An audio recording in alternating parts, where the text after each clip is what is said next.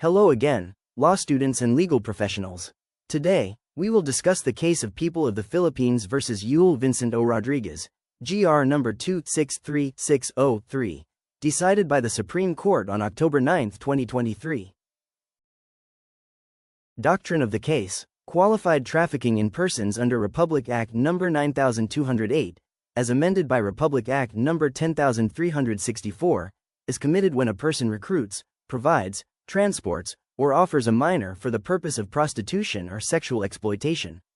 When the victim is a minor, the crime is qualified, and proof of force, fraud, or coercion is unnecessary because consent is immaterial.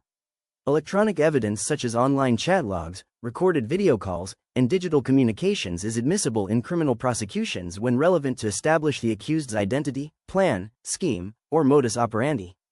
Such evidence does not violate the Anti-Wiretapping Act when the recordings are not obtained through devices contemplated by the law and are voluntarily transmitted by the accused through internet-based platforms. The right to privacy and the Data Privacy Act of 2012 cannot be invoked to exclude electronic evidence lawfully obtained in anti-trafficking operations.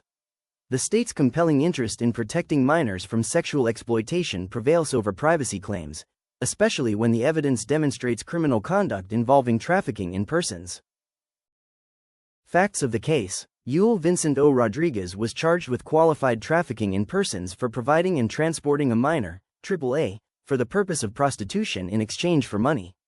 The charge arose from an international anti-human trafficking operation coordinated by Philippine law enforcement authorities and the United States Immigration and Customs Enforcement, US ICE.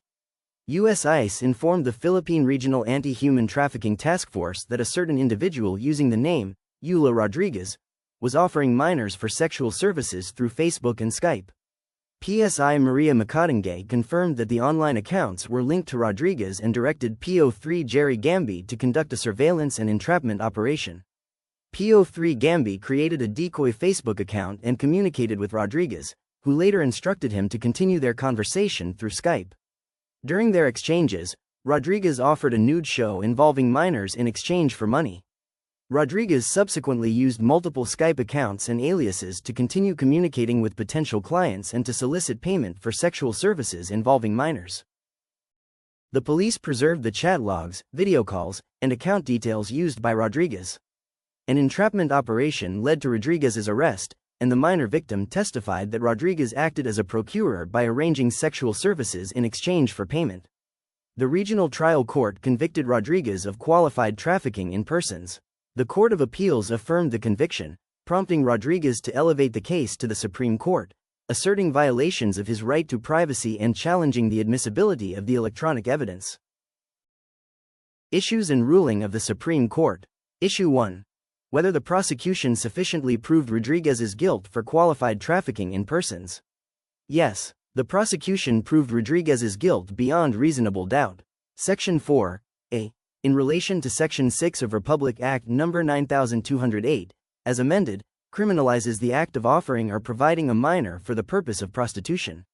When the victim is a minor, the offense is qualified, and neither consent nor proof of coercion is required. The evidence established that Rodriguez actively offered a minor for sexual services, negotiated payment, and used online platforms to procure clients. The testimony of the victim and the corroborating electronic evidence proved all elements of qualified trafficking in persons. Issue 2. Whether the admission of online chat logs and video recordings violated the Anti-Wiretapping Act. No, the Anti-Wiretapping Act was not violated. Republic Act No. 4200 penalizes the interception or recording of private communications using devices akin to wiretapping instruments. Internet-based communications recorded by participants themselves do not fall within the scope of the law. The chat logs and video recordings were obtained during legitimate police entrapment operations and consisted of communications voluntarily transmitted by Rodriguez. They were not intercepted using prohibited devices, making their admission lawful.